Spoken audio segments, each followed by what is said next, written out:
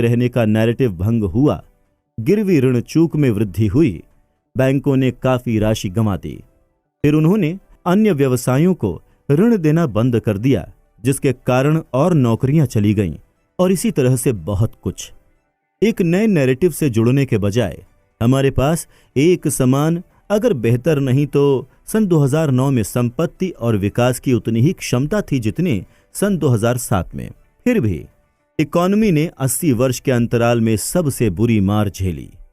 ये सन 1945 के जर्मनी से अलग था, जिसके मैन्युफैक्चरिंग बेस का नामो निशान ही मिट गया था, या फिर सन 2000 के दशक के जापान से, जिसकी वर्किंग एज जनसंख्या सिमट रही थी। वो वास्तविक फाइनेंशियल नुकसान था। सन 2009 में हमने खुद पर नैरेटिव नुकसान थोप दिया और यह अत्यंत घोर था। ये सबसे प्रबल आर्थिक ताकतों में से एक है। जब हम अर्थव्यवस्था, व्यवसायों, निवेशों और करियर के विकास के बारे में सोचते हैं, हम वास्तविक चीजों के बारे में सोचने लगते हैं। हमारे पास क्या है और हम क्या करने के योग्य हैं। लेकिन कहानियां इकॉनमी में सबसे शक्तिशाली बल हैं। ये वो ईंधन हैं जो इकॉनमी के वास्तविक भागों को चलने दे सकती हैं, या वो ब्रेक जो हमारी क्षमताओं को रोक कर रखे।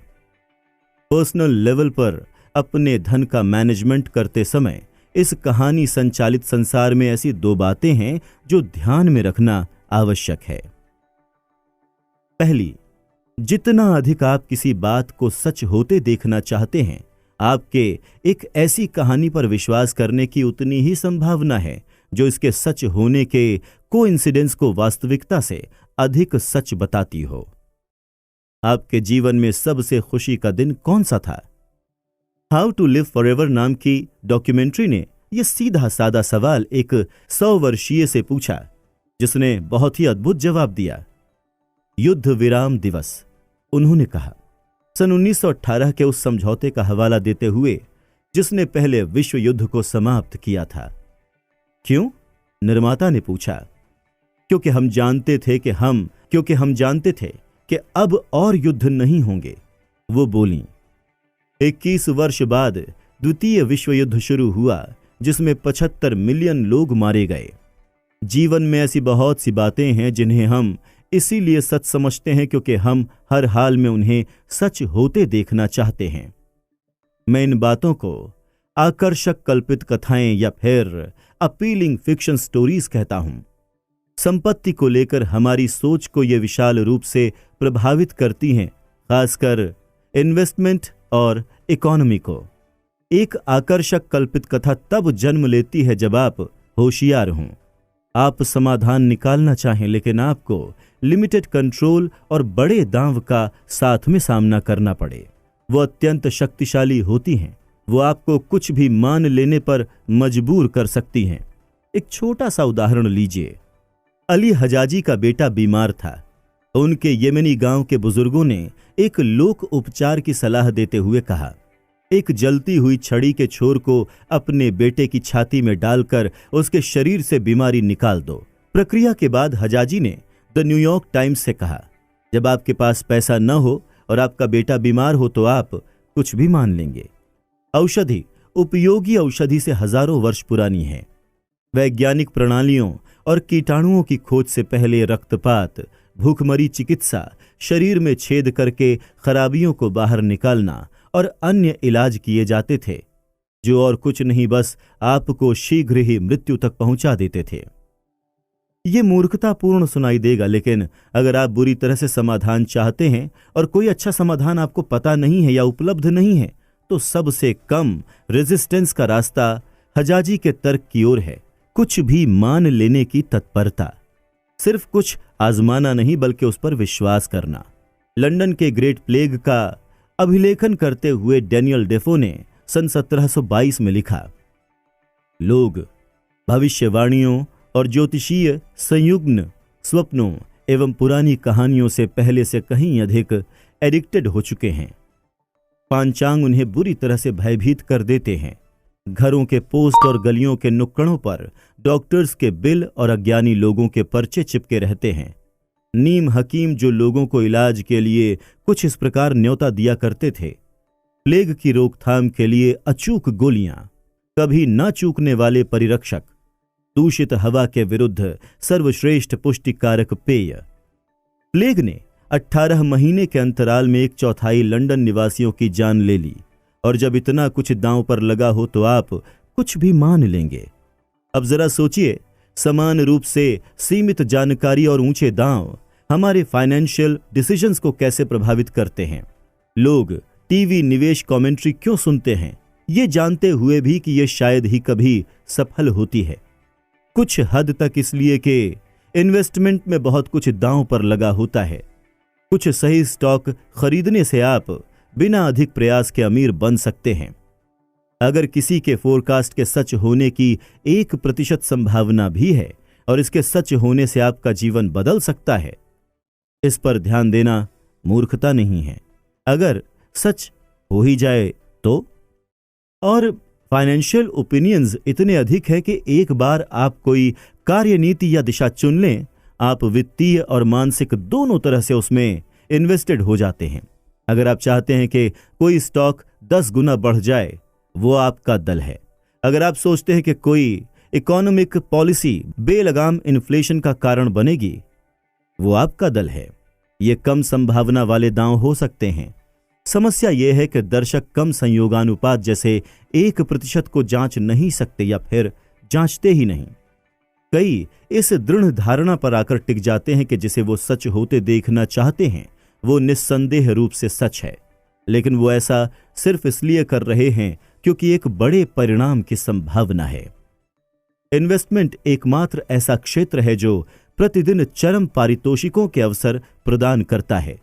लोग वित्तीय नीम हकीमी में इस प्रकार विश्वास रखते हैं जैसे वो मौसम की नीम हकीमी में कतई नहीं करेंगे, क्योंकि स्टॉक मार्केट में सही फोरकास्ट लगाने के पारितोषिक और धूप या बारिश के पूर्वानुमान के पारितोषिक में जमीन आसमान का फर्क है। अब यही देखिए कि सन 2018 में खत्म होने वाले 10 सालों में 85% सक्रिय म्यूचुअल फंड्स ने अपने बेंचमार्क से खराब प्रदर्शन किया। यह आंकड़ा कई पीढ़ियों तक काफी हद तक स्थिर रहा है। आप सोचेंगे कि इतने खराब प्रदर्शन वाला उद्योग कोई आला सेवा होगी जो व्यवसाय में नहीं टिक पाएगी, लेकिन इन फंड्स में कम से कम $5 ट्रिलियन निवेशित है। किसी को अगले वॉरेन बफे के साथ निवेश करने का अवसर दीजिए और वो इतने विश्वास के साथ मान लेंगे कि लाखों लोग अपनी जमा पूंजी उसके पीछे लगा देंगे।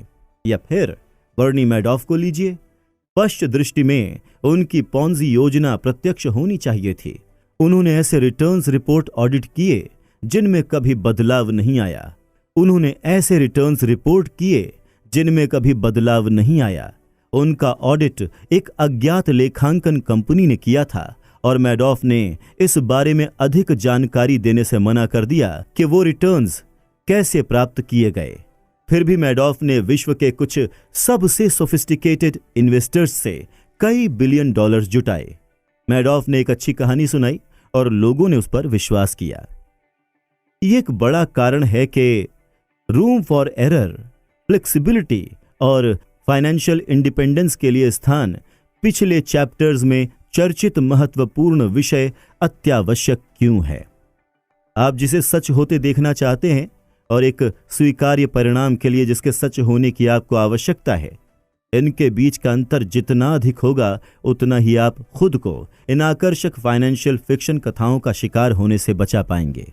किसी फोरकास्ट में रूम फॉर एरर के स्थान के बारे में सोचते हुए यह विचार लुभावना हो सकता है कि पोटेंशियल नतीजे आपके कुछ सही होने से आपके बहुत बहुत सही होने के बीच ही रहते हैं। लेकिन सबसे बड़ा जोखिम यह है कि आप किसी बात को इतनी बुरी तरह से सच होते हुए देखना चाहें कि आपके फोरकास्ट का कांटा वास्तविकता के दायरे से बिल्कुल ही बाहर हो। सन 2007 की आखिरी सभा में फेडरल रिजर्व ने सन 2008 और सन 2009 में होने वाली इकोनॉमिक ग्रोथ का फोरकास्ट किया। पहले से कमजोर होती अर्थव्यवस्था से निढाल ये फोरकास्ट आशावान नहीं था।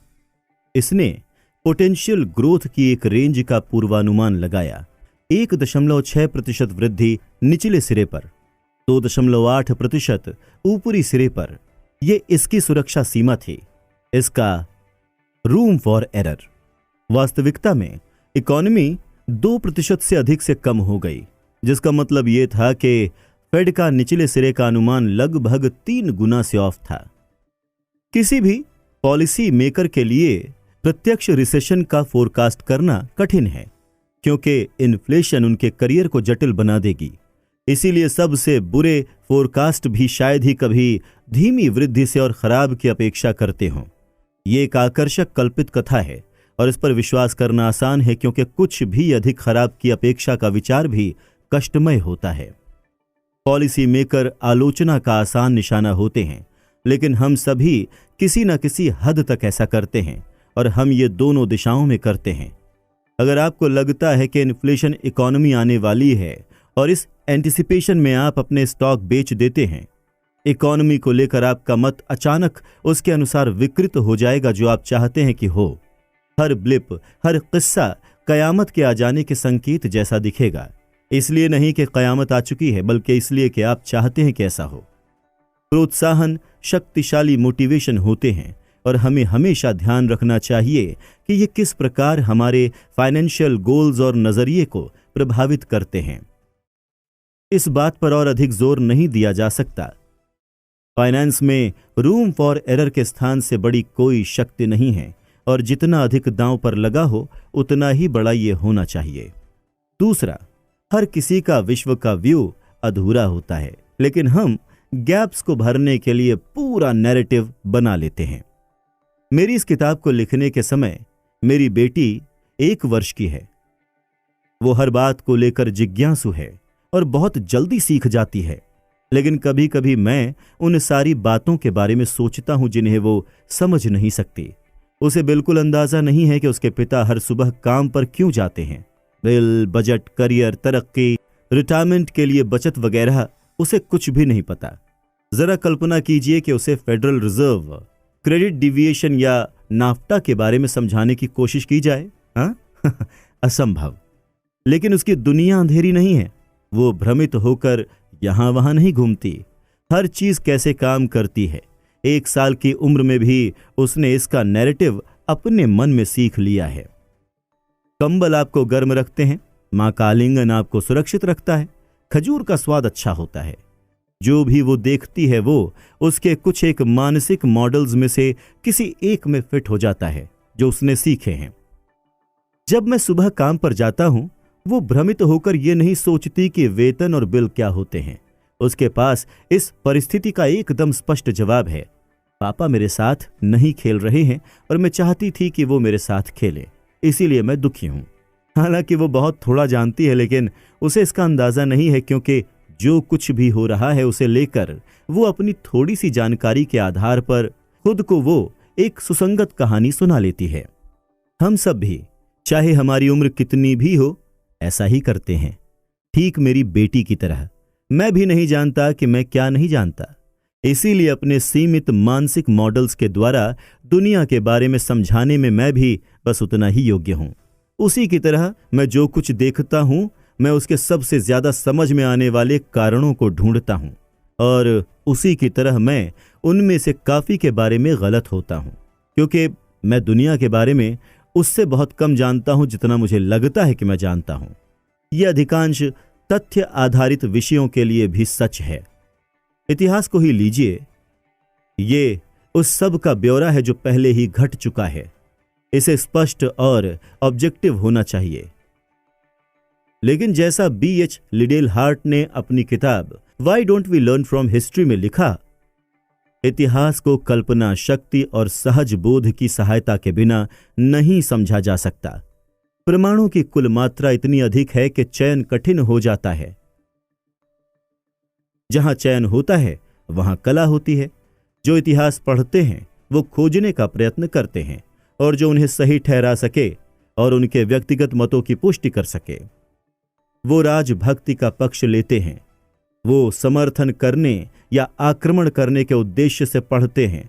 वो असुविधाजनक सत्य का प्रतिरोध करते हैं, क्योंकि हर कोई फरिश्तों के पक्ष में रहना चाहता है।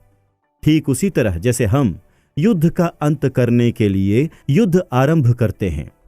डेनियल कनमैन ने एक बार मुझे उन कहानियों के बारे में बताया जो लोग अतीत का अर्थ समझने के लिए खुद को सुनाते हैं। उन्होंने कहा, पश्च दृष्टि अतीत का अर्थ समझाने की योग्यता हमें इस भ्रम में रखती है कि संसार अनडिस्ट्रक्टिबल है। यह हमें इस भ्रम में डाले रखती है कि संसार अर्थपूर्ण है, तब भी जब इसका कोई अर्थ नहीं बनता, और ये कई क्षेत्रों में गलतियां करने के लिए काफी है। अधिकतर लोग किसी ऐसी चीज से सामना होने पर जिसे वो नहीं समझते, ये नहीं बूझ पाते कि वो इसे नहीं समझते, क्योंकि वो संसार में अपने यूनिक पर्सपेक्टिव और अनुभवों के आधार पर इसका कोई ऐसा स्पष्टीकरण बना लेते हैं जो उन्हें अर्थपूर्ण दिखाई पड़ता है, फिर चाहे वो अनुभव कितने ही सीमित क्यों न हों। ये जटिल संसार जिसमें हम रहते हैं, हम सभी इसमें अर्थ खोजना चाहते हैं। इसीलिए हम खुद को कहानियां सुनाते हैं ताकि उन गैप्स को भरा जा सके जो प्रभावी रूप से अंध बिंदु हैं। ये कहानियां फाइनेंशियल रूप से हमारे साथ क्या कर सकती हैं, ये दिलचस्प होने के साथ साथ डरावना भी है। दुनिया कैसे काम करती है, अगर मैं इसके कुछ हिस्सों से अनभिज्ञ हूं, तो स्टॉक मार्केट कैसे काम करता है, मैं इसे कुछ इस तरह से गलत समझ सकता हूं कि मुझे भविष्य जानने की अपनी योग्यता में विश्वास हो जाए। स्टॉक मार्केट और इकोनॉमी का फोरकास्ट करना कठिन इसलिए भी है क्योंकि पूरे संसार में आप ही हैं जो आप की तरह सोचते हैं कि दुनिया कैसे चलती है। जब आप ऐसे कारणों से निर्णय लेते हैं जिन्हें मैं बूझ भी नहीं सकता, मैं अंध रूप से एक ऐसा निर्णय लेने में आपका अनुकरण कर सकता हूं जो आपके लिए भले ही ठीक हो लेकिन मेरे लिए विनाशकारी हो सकता है। इसी तरह जैसा हमने चैप्टर 16 में सुना, बबल निर्मित होते हैं। आप कितना कुछ नहीं जानते, इस बात को मानने का मतलब ये मानना भी है कि दुनिया में होने वाला कितना कुछ है जो आपके नियंत्रण से बाहर है, और यह स्वीकार करना कठिन हो सकता है।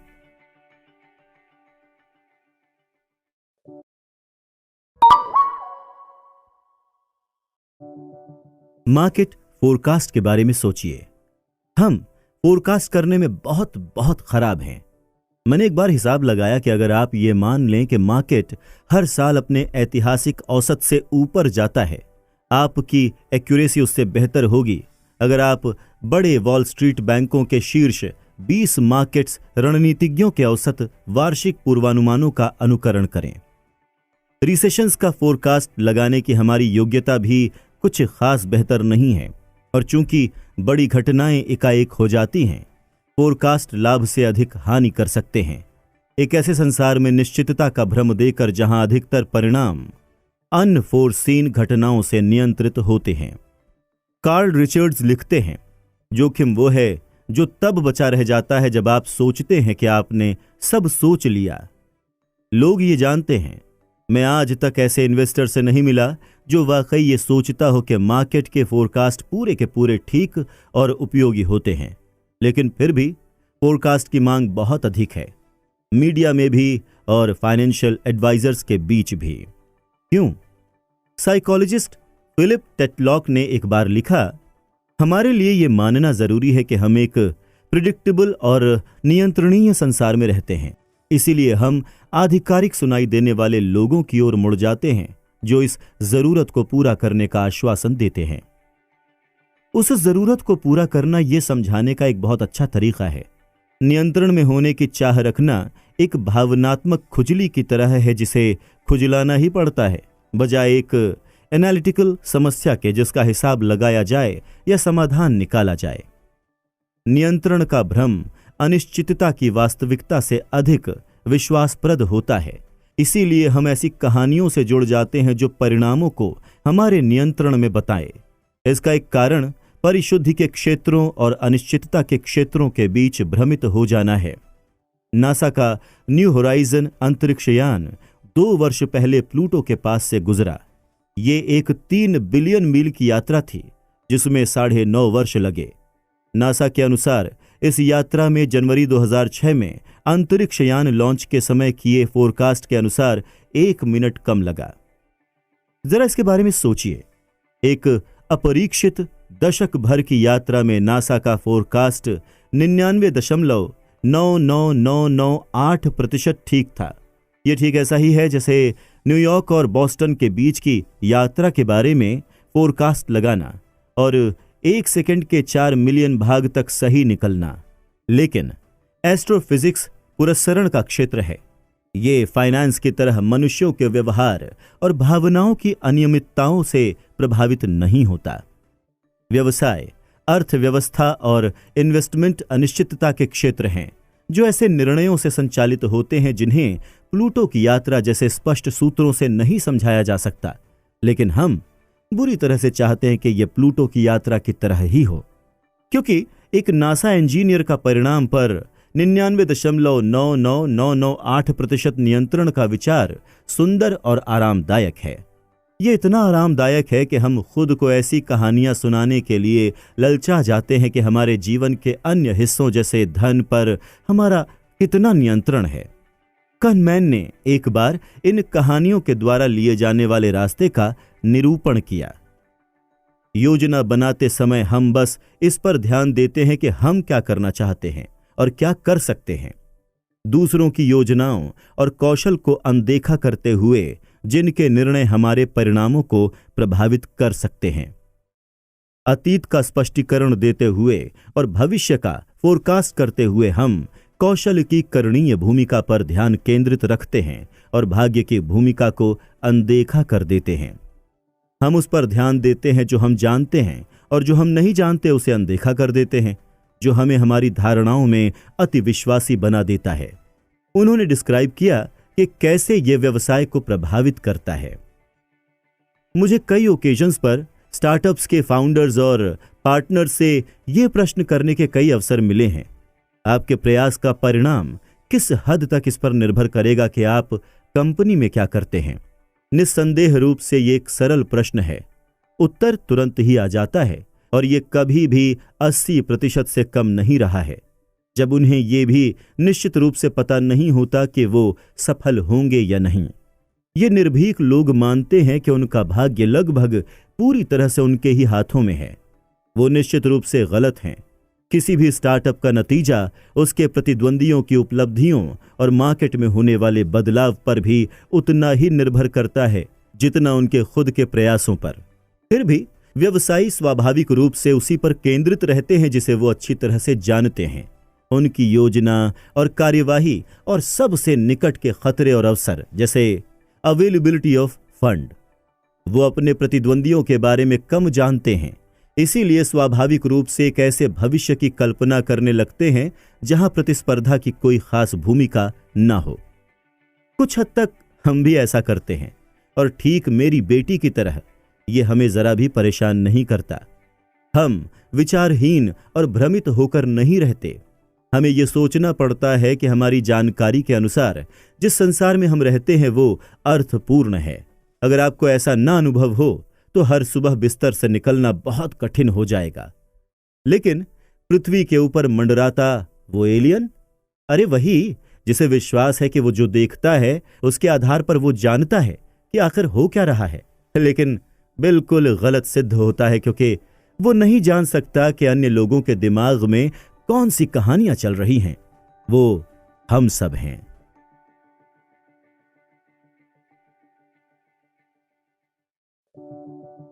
अब सब साथ में हमने अपने धन के मनोविज्ञान के बारे में क्या सीखा? बधाई हो, आप अब तक सुन रहे हैं। अब समय है उन चीजों को साथ पिरोने का जो हमने अब तक सीखी। ये चैप्टर एक सारांश की तरह है, कुछ छोटे और कार्यवाही योग्य पाठ जो आपको बेहतर फाइनेंशियल डिसीजंस लेने में सहायता कर सकते हैं। सबसे पहले मैं आपको एक डेंटिस्ट के अपॉइंटमेंट के बारे में एक कहानी सुनाना चाहूंगा जो बुरी तरह से गड़बड़ हो गया। यह हमें इस बारे में महत्वपूर्ण सीख दे सकता है कि धन संपत्ति के प्रबंधन को लेकर सलाह देने के क्या खतरे हो सकते हैं। क्लेरेंस ह्यूजेस सन 1931 में डेंटिस्ट के पास गए। उनके मुंह में बेतहाशा दर्द था। उनके डेंटिस्ट ने उन्हें दर्द कम करने के लिए एनेस्थीसिया दे दिया। घंटों बाद जब क्लेरेंस जागे तो उनके 16 दांत और टॉन्सिल्स जा चुके थे। और फिर सब गलत हो गया।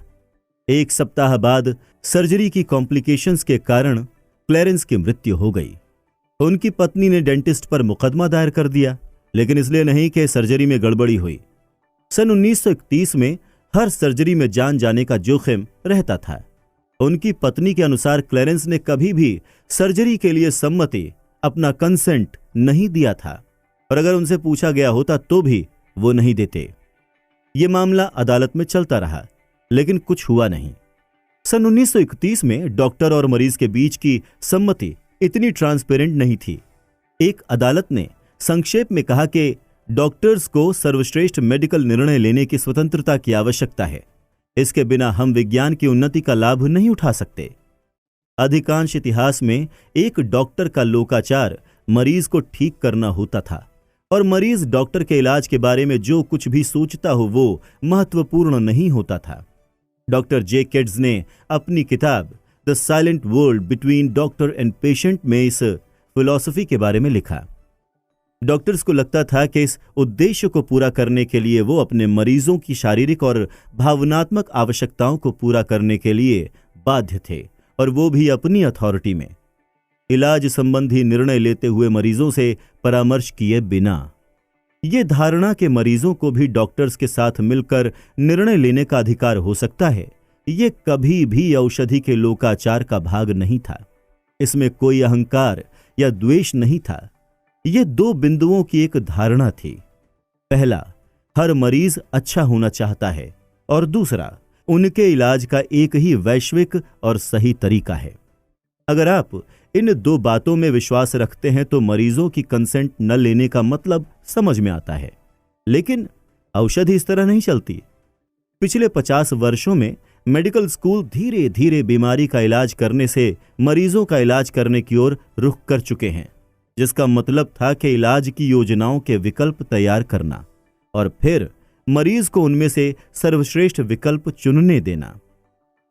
इस ट्रेंड का एक कारण मरीज प्रोटेक्शन नियम थे, और एक अन्य कारण कैड्स की प्रभावशाली किताब, जिसके अनुसार औषधि में क्या उचित है इस बारे में मरीजों के मत बहुत भिन्न होते हैं, इसलिए उनके विचारों को ध्यान में रखना आवश्यक है। कैड्स ने लिखा, ये मान लेना बहुत ही खतरनाक मूर्खता है कि अपनी कला और विज्ञान के अभ्यास में फिजिशियंस अपनी नेक नियति और सही विकल्प चुनने की अपनी योग्यता पर निर्भर कर सकते हैं। ये इतना आसान नहीं है। औषधि एक जटिल पेशा है, और डॉक्टर्स और मरीजों के बीच का परस्पर विचार विमर्श भी जटिल होता है। वो आखिरी पंक्ति बहुत महत्वपूर्ण है। औषधि एक जटिल पेशा है, और डॉक्टर्स और मरीजों के बीच का परस्पर विचार विमर्श भी कॉम्प्लेक्स होता है। क्या आप जानते हैं और कौन सा पेशा है जो इसके समान है? Financial advice. मैं आपको नहीं बता सकता कि आपको अपने पैसे के साथ क्या करना चाहिए, क्योंकि मैं आपको नहीं जानता। मैं नहीं जानता कि आपको क्या चाहिए। मैं ये भी नहीं जानता कि आपको ये कब चाहिए, और मैं ये भी नहीं जानता कि आपको ये क्यों चाहिए। इसीलिए मैं आपको नहीं बताऊंगा कि आपको अपने पैसे के साथ क्या करना चाहिए। मैं आपके साथ ऐसा नहीं कर सकता जैसा उस डेंटिस्ट ने क्लैरेंस ह्यूजेस के साथ किया। लेकिन निस्संदेह रूप से डॉक्टर और डेंटिस्ट अयोग्य नहीं होते। उनके पास ज्ञान होता है। वो ऑड्स को समझते हैं। वो जानते हैं कि क्या काम करता है, तब भी जब मरीज उनके लिए कौन सा इलाज सही है इस बारे में अलग निष्कर्ष पर पहुंचते हैं। फाइनेंशियल एडवाइजर्स भी इसी तरह होते हैं। धन संपत्ति को लेकर कुछ वैश्विक तथ्य होते हैं, तब भी अगर लोग इस बारे में अलग अलग निष्कर्ष निकालें कि उन तथ्यों को अपने धन पर कैसे लागू किया जाए, इसे ध्यान में रखकर आइए कुछ ऐसी छोटी रिकमेंडेशंस को देखते हैं जो आपको अपने धन के साथ बेहतर निर्णय लेने में सहायता कर सकती हैं। सब अच्छा होने पर विनम्रता और खराब होने पर क्षमा, दया भाव ढूंढने का जितना हो सके उतना प्रयास करें, क्योंकि कुछ भी इतना अच्छा या इतना खराब नहीं होता जितना दिखाई देता है। संसार बड़ा और जटिल है। भाग्य और जोखिम दोनों ही वास्तविक और पहचानने में कठिन हैं। खुद को और दूसरों को आंकते हुए ये ध्यान में रखिए, भाग्य और जोखिम की ताकत का आदर कीजिए और आपके ऐसी चीजों पर ध्यान देने की संभावना अधिक होगी जो आपके नियंत्रण में हो। साथ ही आपके सही रोल मॉडल्स व्यक्तियों को ढूंढने की संभावना भी अधिक होगी। कम अहंकार, अधिक संपत्ति, पैसे की बचत, आपके अहंकार और आय के बीच का अंतर, और संपत्ति वो है जो दिखाई नहीं देती। इसीलिए संपत्ति